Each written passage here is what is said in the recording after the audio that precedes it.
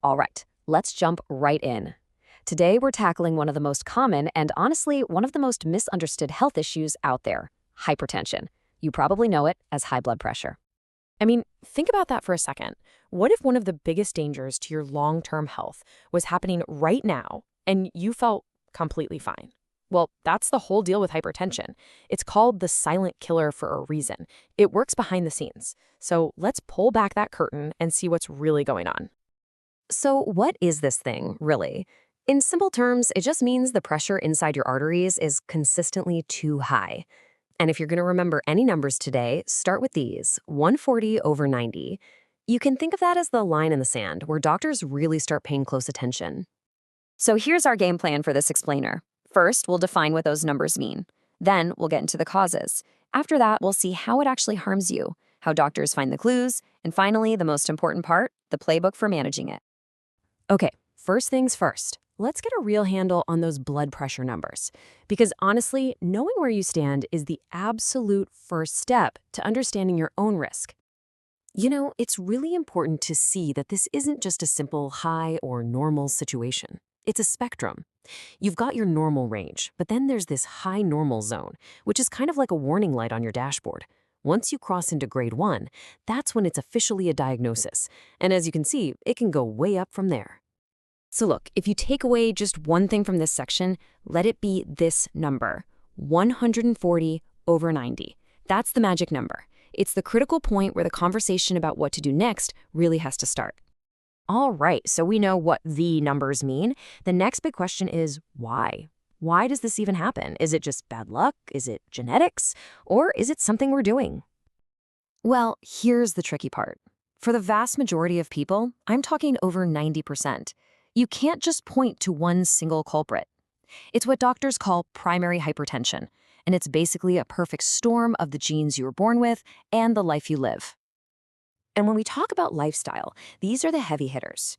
Too much salt in your diet, carrying extra weight, maybe drinking a bit too much, not moving your body enough, even things like chronic stress. They all kind of conspire together to push that pressure upward.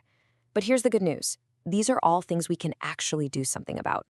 So this brings us to the really crucial part. Why does a number on a machine even matter? Well, it matters because of the damage that's happening on the inside, the stuff you can't see or feel. This is the inside job. To really get it, you have to know about a system in your body called RAS. Just think of it like the thermostat for your blood pressure. It's supposed to keep things balanced. But for some people, that thermostat gets stuck in the on position. It starts pumping out hormones that squeeze your blood vessels and make your body hang on to salt and water. And the end result? The pressure just keeps rising. And that constant, relentless pressure, day in and day out, it acts like a battering ram against the most delicate and vital parts of your body. Doctors have a name for this: target organ damage. And this right here is what makes hypertension so dangerous. So what are the targets? We're talking about the big ones. Your heart is forced to work way harder than it should, causing it to get bigger and eventually fail. The tiny blood vessels in your eyes can get wrecked, which can lead to vision loss. Your kidneys, your body's crucial filter system, can start to shut down. And of course, the big one, it puts your brain at a much higher risk for a stroke. Okay, that's all pretty scary stuff. So if it's silent and all the damage is happening on the inside, how in the world do we find it before it's too late? Well, let's look at how the detectives, the doctors, investigate. Yeah, that really is the million-dollar question, isn't it? Since you're not going to feel it, doctors have to actively go looking for the clues. And it all starts with that simple arm cuff, but it definitely doesn't end there. To really build a case, they use a whole toolkit. They need accurate readings over time, not just one. They'll check your urine for tiny signs of kidney strain, run blood tests, and use an ECG to kind of eavesdrop on your heart's electrical rhythm. They can even look directly into your eyes to see the health of your blood vessels firsthand. And I cannot stress this enough. Getting an accurate reading is everything. You've probably heard of white coat hypertension, right? That's when your blood pressure shoots up just because you're nervous at the doctor's office. That's why checking it at home or even wearing a 24-hour monitor can give a much truer picture of what's really going on. Okay, enough about the problem. Let's pivot to the solutions. We know what it is, what causes it, and how dangerous it can be. So now let's talk about the defense plan. This is your management playbook. Now, before anyone even thinks about a prescription, the absolute first line of defense is always lifestyle. And please don't underestimate how incredibly powerful these changes are.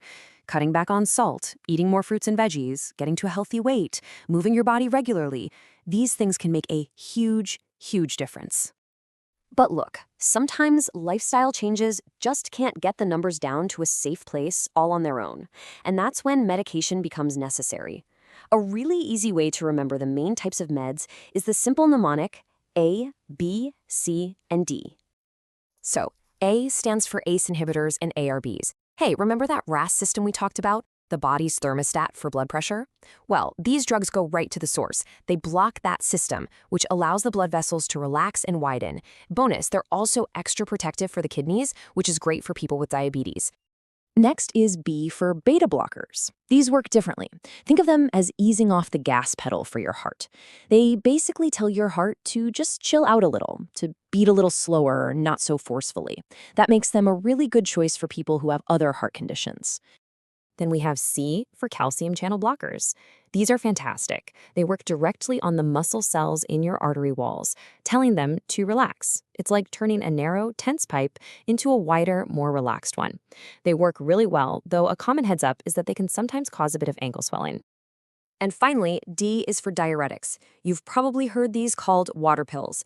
Their job is pretty straightforward. They help your kidneys flush out extra salt and water from your system. I mean, it makes sense, right? Less fluid in the pipes means less pressure. They're a true classic and often one of the first medications a doctor will try. So, what's the bottom line in all of this? When you're up against the silent killer, knowledge isn't just power, it's your absolute best defense.